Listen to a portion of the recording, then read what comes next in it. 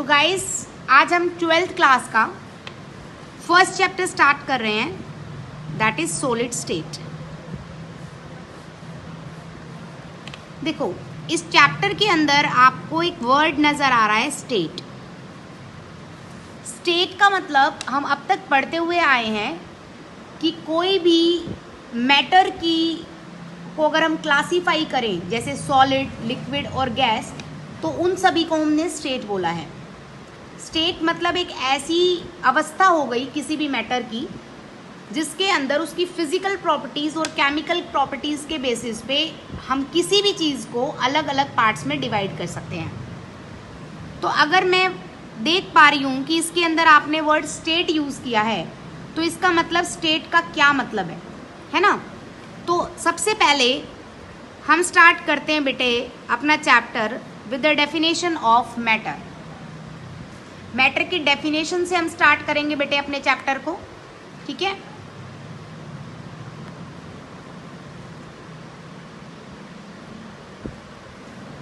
तो इस चैप्टर में हम सबसे पहले मैटर के बारे में जानेंगे।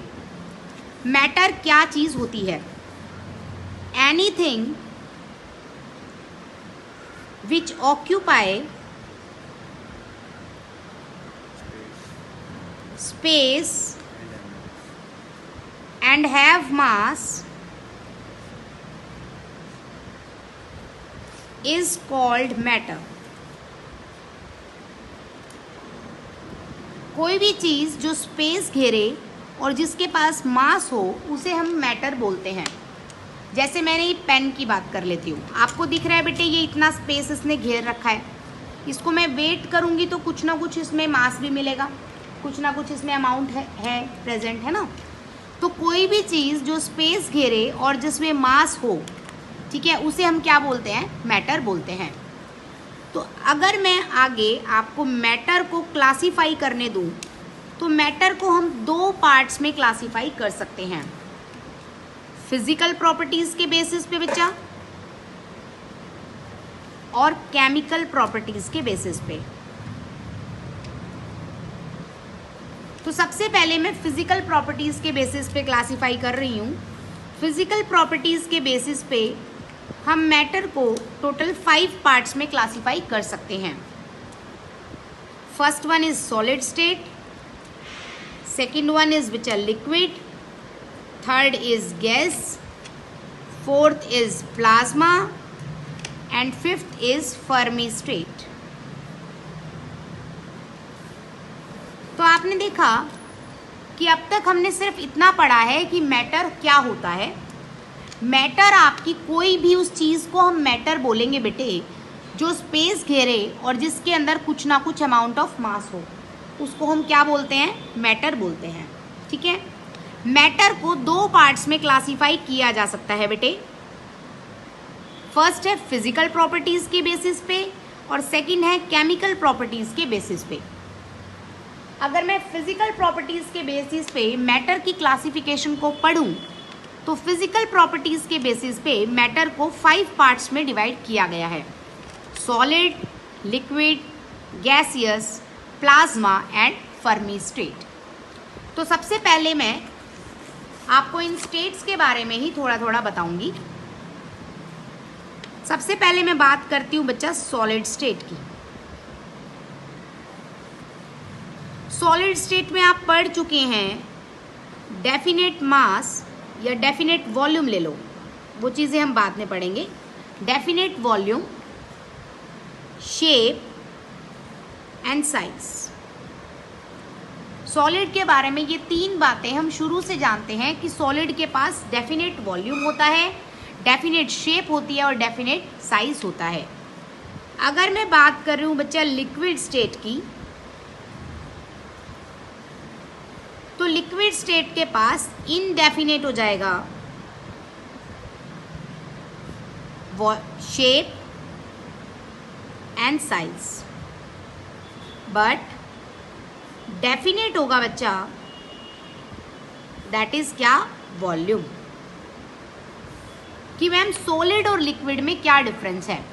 सॉलिड और लिक्विड में सिर्फ इतना डिफरेंस है बेटे कि सॉलिड की शेप और साइज भी क्या रहता है? फिक्स रहता है, जबकि लिक्विड का शेप एंड साइज फिक्स नहीं रहता। This is the main difference between solid and liquid. ठीक है बेटे। उसके बाद अगर हम बात करें that is gaseous state.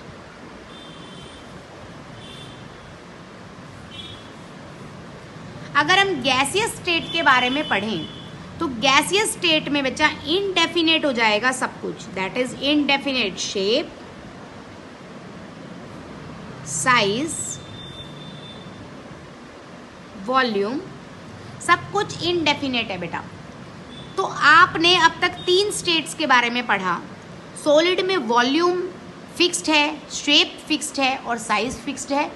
Liquid के अंदर सिर्फ वॉल्यूम फिक्स्ड है और गैस के अंदर तीनों में से कोई भी चीज़ फिक्स्ड नहीं है। उसके अलावा मैं आपको पहले बताती हूँ बेटे plasma state.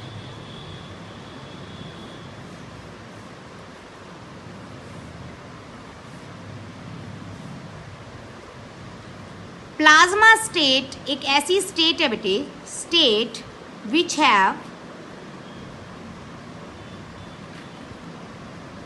properties of both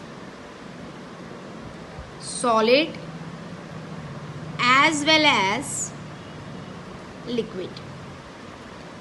एक ऐसी स्टेट बेटे जिसमें सॉलिड की प्रॉपर्टीज भी हों और लिक्विड की प्रॉपर्टीज भी हों, उसे हम बोलते हैं प्लाज्मा स्टेट। सिंपल एग्जाम्पल अगर मैं बात करती हूँ बच्चा किस चीज़ का, ब्लड प्लाज्मा।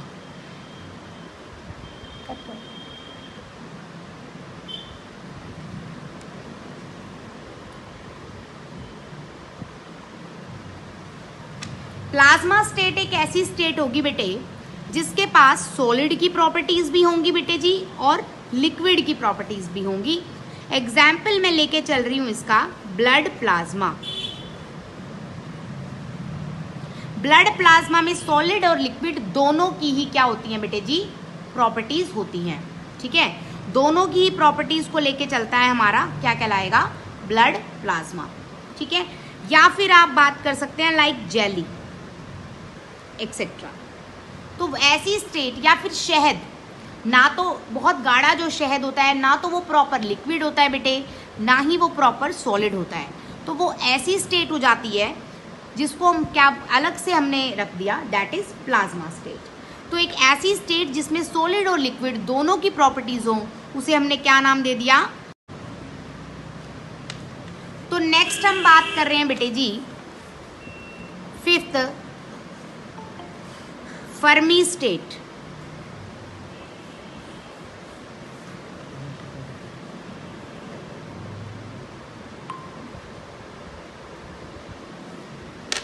फर्मी स्टेट, अगर हम फर्मी स्टेट की बात करें तो फर्मी स्टेट क्या चीज़ है। फर्मी स्टेट के अंदर एक स्टेट है बेटे which have properties of both solid as well as gas। एक ऐसी स्टेट बेटे जी जिसके पास सॉलिड की भी प्रॉपर्टीज हैं और साथ में गैस की भी प्रॉपर्टीज हैं, उस स्टेट को हम क्या बोलते हैं, फर्मी स्टेट। अगर मैं इसके एग्जाम्पल की बात करूं तो आपने 10th क्लास में कैथोड डिस्चार्ज ट्यूब एक्सपेरिमेंट के बारे में पढ़ा था। तो वो जो कैथोड रेज थी बेटे, कैथोड रेज की जो ट्यूब थी बेटे, जिसे डिस्चार्ज ट्यूब एक्सपेरिमेंट में आपने पढ़ा था, इलेक्ट्रॉन की डिस्कवरी की थी, इसमें हमने प्रोटॉन्स की डिस्कवरी की थी। वो जो डिस्चार्ज ट्यूब था एटॉमिक स्ट्रक्चर में आपने 11th क्लास में भी पढ़ा है। वो डिस्चार्ज ट्यूब के अंदर जो कैथोड रेज ट्यूब थी that is a part of Fermi state. वो वैसे तो सॉलिड रहती हैं बट उसके पार्टिकल्स डिफ्यूजन कॉज करते हैं, इसी रीज़न की वजह से हम उनको कैथोड रेज ट्यूब बोलते हैं। मतलब वो आपकी फर्मी स्टेट में आ जाती हैं। ठीक है, तो फर्मी स्टेट में सॉलिड की भी प्रॉपर्टीज होगी बच्चे और साथ में किसकी प्रॉपर्टीज होगी बच्चा, गैस की भी। ठीक है,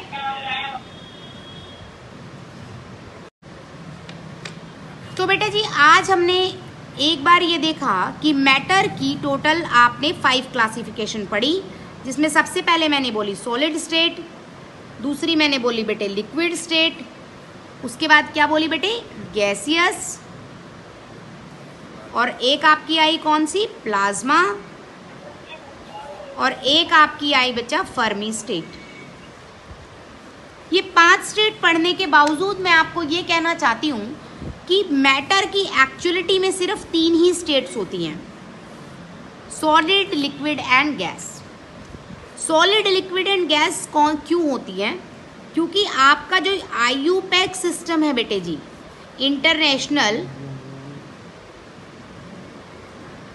international union of pure and applied chemistry,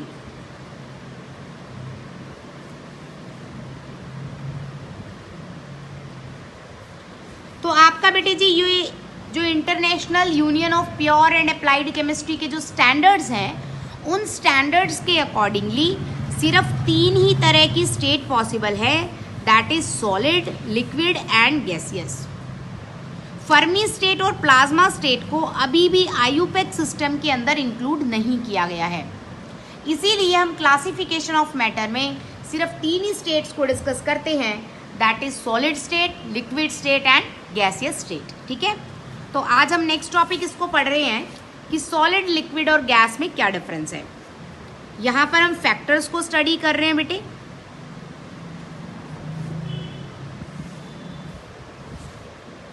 solid, liquid and gas. सबसे पहले मैं बात कर रही हूं बेटे इंटरमॉलिक्यूलर स्पेस की। तो आप अच्छे से जानते हैं बेटे कि सॉलिड के पार्टिकल्स एक दूसरे से बिल्कुल सट के लगे हुए होते हैं। इसका मतलब पार्टिकल्स में कह सकती हूं बेटे क्लोजली पैक्ड है। अगर पार्टिकल्स क्लोजली पैक्ड हैं तो intermolecular space, that is intermolecular space. Intermolecular space का मतलब क्या है बेटे जी, कि मॉलिक्यूल्स के बीच में, एटम्स के बीच में जो स्पेस है वो यहाँ पर क्या है राजे, नेग्लेजिबल है। ठीक है, इंटरमॉलिक्यूलर स्पेस के बारे में हमने सबसे पहले जाना बेटे। फर्स्ट पॉइंट कि क्योंकि सॉलिड के जो एटम्स हैं दीज आर क्लोजली पैक्ड बच्चा, एक दूसरे से बिल्कुल सटके लगे हुए होते हैं, इसका मतलब इंटरमॉलिक्यूलर स्पेस क्या होगा, नेग्लेजिबल होगा। लेकिन अगर मैं बात करूं बेटे लिक्विड की, तो आप अच्छे से जानते हैं थोड़ा सा इसमें स्पेस क्रिएट हो जाता है, तो we can say that is loosely packed. Loosely packed है तो बच्चा intermolecular space is high. Intermolecular space क्या हो जाता है बेटे जी, हाई हो जाता है, ज़्यादा हो जाता है। लेकिन अगर मैं गैस की बात करूं बेटे, तो आपको पता है इसके मॉलिक्यूल्स तो बहुत ज़्यादा दूर दूर हैं, तो ये क्या है बच्चे, very loosely packed.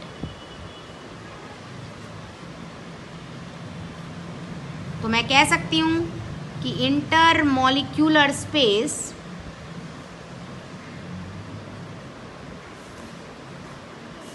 Is very high. अब देखा जाए तो इसकी बहुत सारी प्रॉपर्टीज इसी बात से डिफाइन हो जाती हैं। यहाँ पर आपको स्पेस बिल्कुल भी नज़र नहीं आ रहा है, मॉलिक्यूल्स एक दूसरे से बहुत ज़्यादा क्लोजली पैक्ड हैं। इस बात का मतलब ये है कि अगर इनके बीच में फोर्स ऑफ अट्रैक्शन की बात की जाए एटम्स के बीच में, तो फोर्स ऑफ अट्रैक्शन बहुत ही ज़्यादा हाई है। क्यों है बेटे इतना ज़्यादा हाई, क्योंकि फोर्स ऑफ अट्रैक्शन का हाई होने का मतलब है कि यहाँ पर ये एक दूसरे को खींच के रखते हैं एटम्स, तभी तो ये बच्चा क्लोजली पैक्ड है और एक दूसरे से ज़्यादा हिल नहीं पाते, है ना। तो दूसरा पॉइंट मैं लेके चल रही हूँ बेटे inter molecular force of attraction. Second point मैं लेके चली हूँ बेटे inter molecular force of attraction. अब फोर्स ऑफ अट्रैक्शन बेटे यहाँ पर क्या है, बहुत ही ज़्यादा हाई है बेटे। लिक्विड में थोड़ा सा कम है, तभी तो एटम्स एक दूसरे से थोड़ा दूर है, तो लेस। और जबकि गैस के मॉलिक्यूल्स, गैस के एटम्स एक दूसरे से बहुत ज़्यादा दूर हैं, तो यहाँ कह सकते हैं बच्चे वेरी लेस। नेक्स्ट मैं थर्ड फैक्टर की बात करती हूँ बेटे, कॉम्प्रेसिबिलिटी।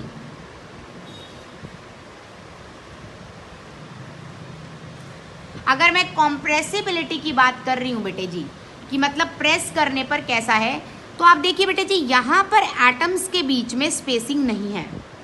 अगर स्पेस नहीं है तो आप ऊपर से अगर प्रेस करेंगे तो भी वो प्रेस नहीं हो पाएगा। बट अगर मैं बात करूँ नोटबुक की, ये सॉलिड है और मैं अगर इसको प्रेस करूँ तो ऑब्वियस सी बात है कि मेरी उंगली से ये प्रेस हो रही है, चाहे थोड़ी सी ही प्रेस होती हो बट ये प्रेस होती है। तो मैं कह सकती हूँ कि सॉलिड भी थोड़ा बहुत कंप्रेस होता है। तो मैंने लिखा नेग्लेजिबल कॉम्प्रेसिबिलिटी। जबकि लिक्विड के बारे में अगर मैं बात करूँ, तो अगर आपने एक गिलास को फुल बिल्कुल पानी का भर के रखा है बेटे फ्रिज में और उसको थोड़ी देर के लिए फ्रिज में ही रहने दिया, और जैसे जैसे वो बर्फ़ जमेगी उसके अंदर, फ्रीज होएगा, वैसे वैसे थोड़ा सा पानी आपको लगेगा कि गिलास में से कम हो गया है। मतलब ऊपर से थोड़ी सी स्पेस बन जाएगी बेटे, ग्लास थोड़ा सा ऊपर से खाली लगेगा आपको। इसका मतलब क्या हुआ कि मॉलिक्यूल्स एक दूसरे से ज़्यादा अट्रैक्ट हो गए और किस में कन्वर्ट हो गए, सॉलिड में। तो गैस के मॉलिक्यूल्स एक दूसरे की तरफ अट्रैक्ट हो सकते हैं थोड़ा सा प्रेशर अप्लाई करने पर। तो कंप्रेसिबिलिटी यहाँ पर क्या होती है बेटे जी, हाई होती है। जबकि गैस में आप देखो, लिक्विड जो गैसियस है, कार्बन डाइऑक्साइड गैस है, उसको आप प्रेस करके सॉलिड में कन्वर्ट कर सकते हो। इसका मतलब मॉलिक्यूल्स को इतना ज़्यादा कंप्रेस कर सकते हो कि वो बिल्कुल टाइटली क्या हो जाए बेटे, पैक्ड हो जाएं। तो हाईली कॉम्प्रेसिबल, सॉरी हाँ जी, हाईली कॉम्प्रेसिबल। नेक्स्ट अगर हम इसी के बारे में बात करें बेटे,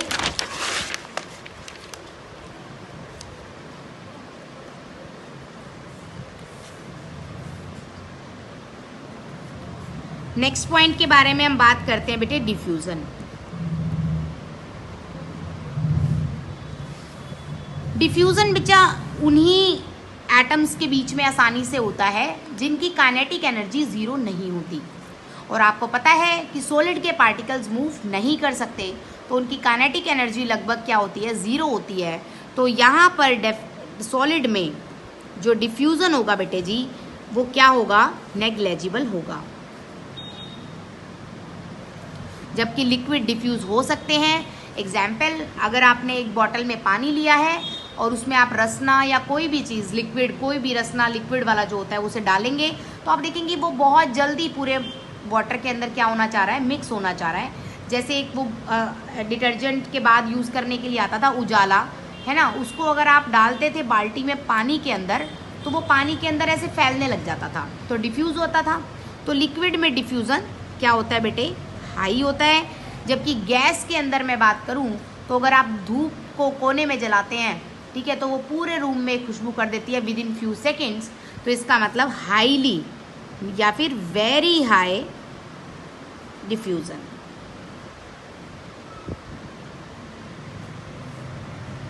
उसके अलावा ऐसा कोई पॉइंट जो आपको लगता हो अलग से हम बात कर सकते हैं, दैट इज फ्लूइडिटी।